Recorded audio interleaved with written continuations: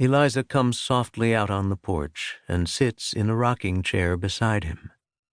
"I need to ask you something, Hamilton, and I want a truthful response." "Of course," he says. She searches his eyes unflinchingly, and it unnerves him. "I have learned, no matter how, that you may be involved in an affair of honor." "Eliza!" He struggles to remain calm.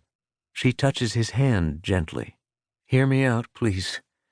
I know very few of the details, but I need to unburden myself and trust that you will tell me the truth." "Of course." His mind is again racing ahead to find facts he can spin to keep her from full knowledge. "You know what I suffered, what we all suffered from Philip's death." "Of course, and what we still suffer." "Well, then, you must appreciate the risk another duel would bring." She reaches for his hand and holds it. "You do, don't you?" He feels her warm grip, and as he gazes into her lovely dark eyes, suddenly he's flooded with relief. "Yes, of course." The terrible weight of his anxiety lifts, and he tells himself he's not alone. He needn't run from Eliza's love. In her eyes he sees deep understanding and acceptance.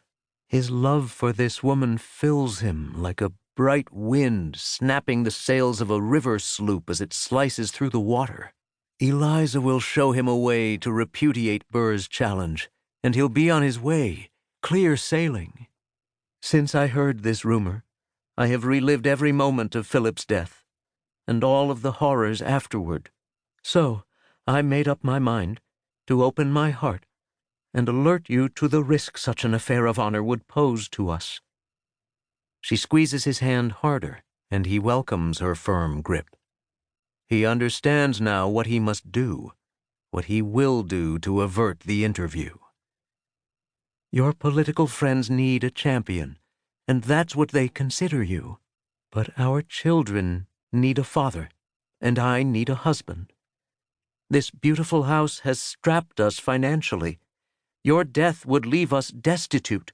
It will be another 15 years before our mortgage is paid. Please, Eliza, hear me out. Knight-errantry may seem glorious in romances and storybooks, and the war for freedom was a time for courage in the face of death. But all that is over. This is real life. We both learned how real when we held Philip, bleeding and crying in despair. Remember, how could I forget? And poor Angelica?" "Yes." "Well, then." She waits for him to say something, but he remains silent to avoid letting her know how close he was to the precipice. Now, looking at her sweet expression, he vows to change his plans as soon as he can, and the sudden decision brings him tremendous relief. She is right, of course. His family must come first. The 2 years of retirement from politics brought them both such inner peace. Everything else can be dealt with, but avoiding the risk to his life is crucial. "Thank you, Eliza." He squeezes her hand, wraps an arm around her shoulders, and says no more. "I love you, darling." She lifts the hand she is holding and kisses it. "You are your own worst enemy, and you are my best ally." "Thank you," he says again, and kisses her on the forehead. "Everything is fine. Your fears are unfounded." She nods. "Thank God."